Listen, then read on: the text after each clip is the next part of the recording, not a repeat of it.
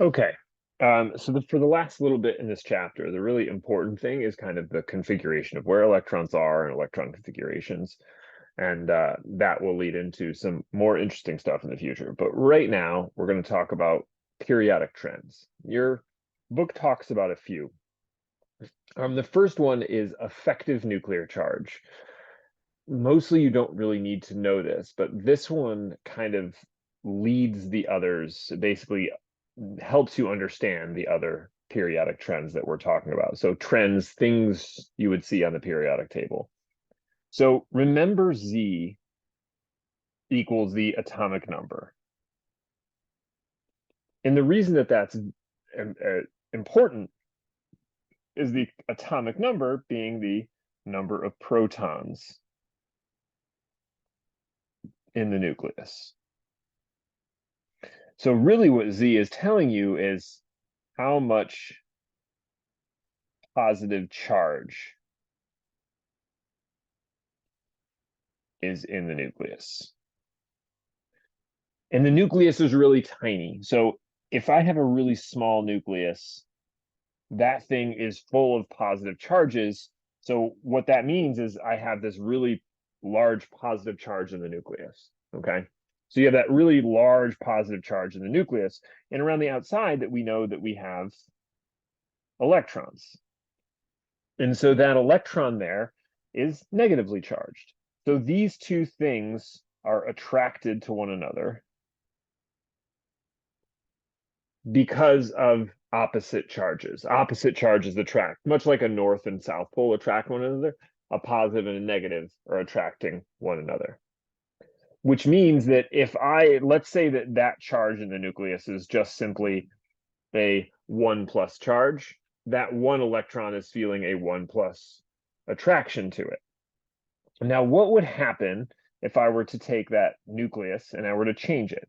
Let's take that same nucleus and say it's 4 plus. So it's 3 more with protons for a total of 4 plus. Well, where would that electron be?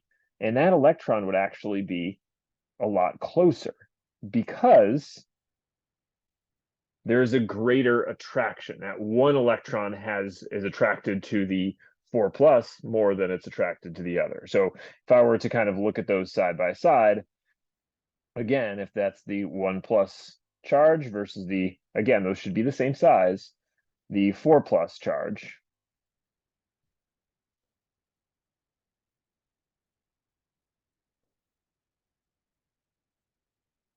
My electron would be closer for the 4 plus just because it has a greater charge. So the more positive charges in the nucleus, the closer the electron is going to get. And that's what we would expect just from how attraction works between these things. But there is a little bit of an issue with that. So if I have my nucleus and I have those electrons, all of these things are showing some type of attraction. But there are inner and outer electrons. So these right here, the electrons that are closest to the nucleus, there is nothing interfering, nothing getting in the way whatsoever. And so it's really easy for those to be straightforward, very attracted to keep them together. But these other electrons are moving pretty quickly around the outside or around these orbitals. Okay, so they're not just staying put, they're moving rapidly. And so if the nucleus has an attraction to one of these outer electrons, it often gets interrupted by these electrons, which are kind of blocking the path of that interaction. So every time that an electron gets in the way, we are interrupting. We actually call this interruption, we're going to call it capital S, which is shielding. They kind of get in the way, they interrupt that interaction. So instead of being really close, or I'm sorry, instead of being very strong, the outer electrons are essentially going to I should say, it's kind of in quotes, less of a charge than Z. That is ultimately Z effective. It's what they effectively feel It's not always a full charge from the nucleus, it's a portion of it. Okay, so what you can imagine, if we were going back to our thought about the distance from the nucleus, if I had that nucleus and I had the electron way out here, and there is that interaction, okay, that's with no interruptions whatsoever. But because I have some electrons getting in the way, right? So because I have some interruption, some shielding, so this electron right here might feel a total +1 from the nucleus. But this one might feel like, I don't know, like half a charge, like not a full charge from the nucleus because it's getting blocked. Because that is not feeling a full charge from the nucleus, it's probable that that electron is actually a little bit further away because it's not feeling that, effectively feeling that full charge anymore. Okay, so ultimately what we see is this is called Z effective. It's the amount of inner electrons that kind of block those outer electrons. And they do it at different rates, and we don't really need to know about that, but this is the overall trend that we see. Moving from left to right, we're getting more and more core electrons, right? This one has no real electrons to worry about. In fact, we could just simply say I have an increase Z effective as I go from left to right. They're getting closer together. So moving from left to right, we're seeing a greater Z effective, meaning over here, the outer electrons feel, again, I'm going to put that in quotes, feel a greater pull or a greater Z effective from the nucleus. So as I go from left to right, we see an increase in how tightly it is held to the nucleus or how tightly it feels that nucleus. And as we go down, we see an increase in Z effective. And that has to do with a bunch of other different shielding things. But ultimately, going down, we see an increase in Z effective. Going across, we see a greater Z effective as well, or the attraction to the nucleus. We don't really need to know any of that. It's hopefully that'll explain the other two. This is the really important one. Okay, so atomic radii, it's how big an atom actually is. And now we're going to go back to our electron configurations, but going from left to right, if I'm going right on the periodic table across a period, what we are seeing is a decrease in size. And this is because of Z effective. We see a decrease in size from left to right. As we go down a group, we are increasing the shells. Remember, we go from like 4s to 5s to 6s. So we're adding another layer of electrons. We are seeing an increase in size. Okay. So ultimately what you see is, and you can always look at these trends just in terms of where the biggest and where the smallest is. This one here is the smallest. So helium is the smallest, cesium is the largest. So if you remember anything, just remember the lower left is the largest, and we get a decrease in size moving to the upper corner where helium is. Okay. You don't need to remember left or right, up or down. All you really have to remember is lower left is large, upper right is tiny. And that's what you would expect anyway.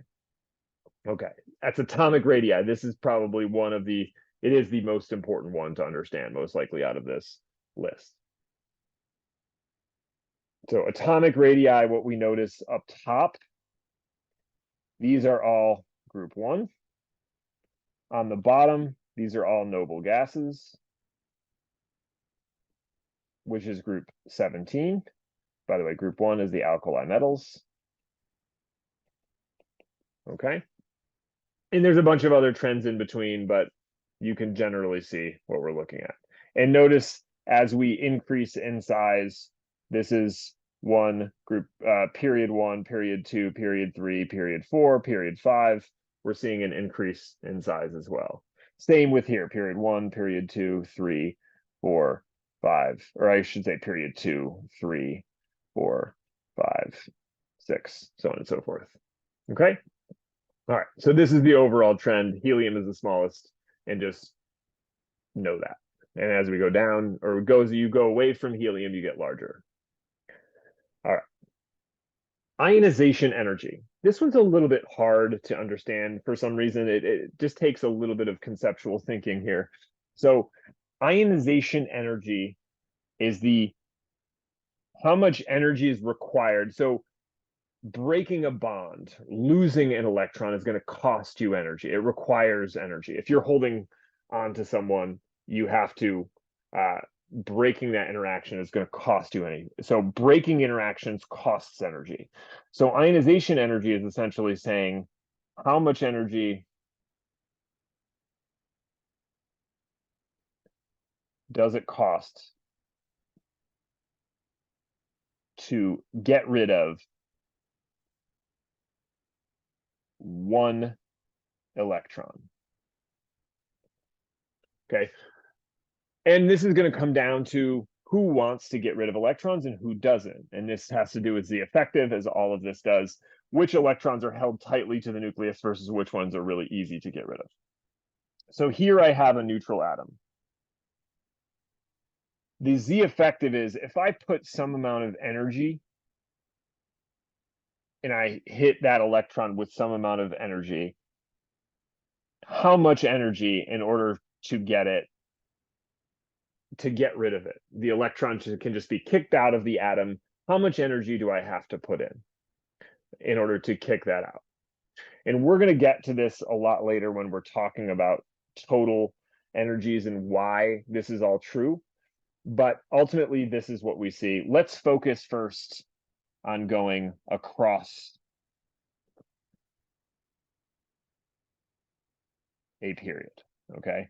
Let's ignore the size of these things. Let's look at just the numbers, okay? So lithium, 520 versus neon, 2080. So it's almost 4 times as great. Lithium is happy to get rid of one electron. It costs very little energy to get rid of it. So it costs more. As we go to the right, we see an increase in ionization. So from left to right, we see an increase in ionization energy, or the cost of energy to get rid of that first electron. Okay. And that typically is because those electrons are held tighter and tighter. The smaller they are, the tighter they're held. And that's why atomic radii is associated with this. The smaller they are, the tighter they are held. Okay. So this follows the same trend as radius. It's just kind of in the opposite way. Now, lithium at 520, if we look down here, we see cesium at 376.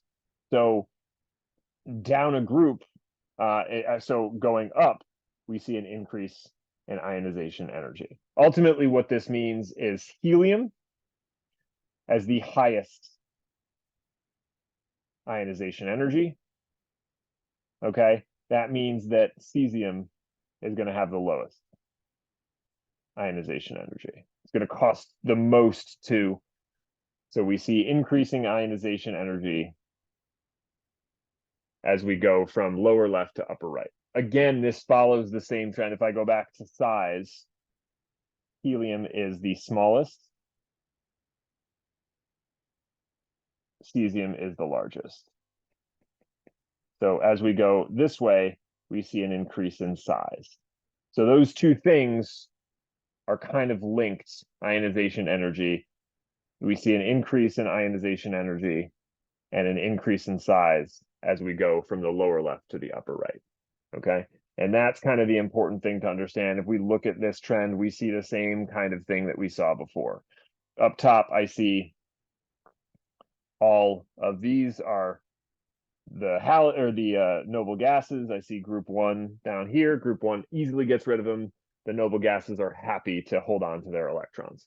Okay, so that's kind of what we're looking at for periodic trends. You just need to know those. We're going to look at more of them in detail, but for the most part, if you know these trends, you're good to go and you can kind of suss it out. In fact, size and ionization energy fit one another.